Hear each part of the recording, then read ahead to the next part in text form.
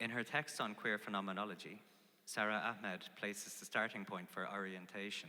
with the here of the body and the where of its dwelling.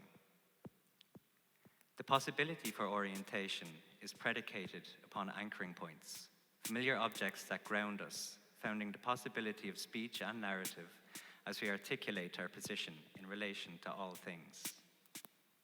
All I have to say, when we inhabit places that are not aligned to the contours of our bodies, or when these contours suddenly shift, we can experience a friction, a block, an indication that the ground has been disturbed, which in turn disturbs what gathers on the ground. Sometimes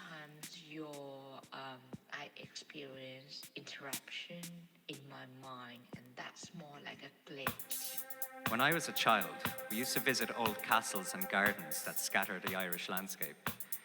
These were places for having walks, taking picnics, of magic faraway lands, pointing to other times and other places.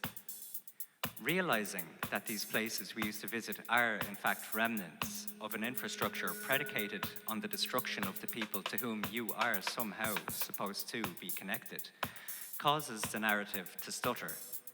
throwing into suspense questions of what ties you to the places you inhabit and prompting a reorientation towards time and history where invasive infrastructures can be said to have the effect of shattering, disrupting vital infrastructures for life and the worlds that they support. I haven't been sleeping very well since I got back here.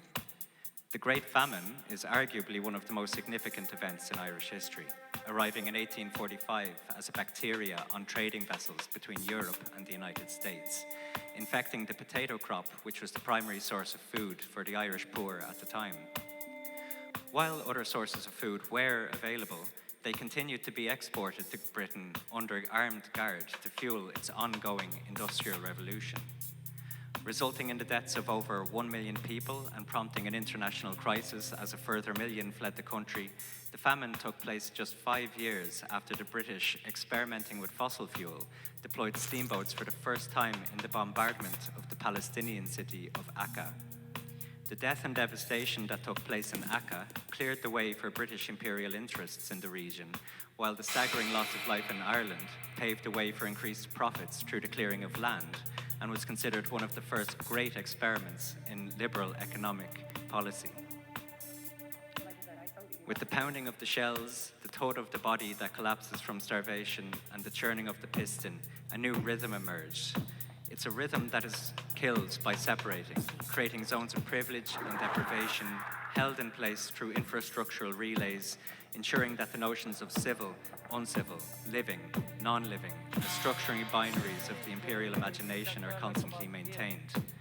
It's a rhythm that clears the way for the individual, the human, the citizen, possessive of its own speaking position and posited on lines of infrastructure, a subjectivity that is predicated on shattering worlds, cutting off other voices, which then appear as fragments, scattered and separated across space and time. When this shattering becomes what is given, the question is, do we bring it back in line, or do we allow it to float for the unknowable length of its duration?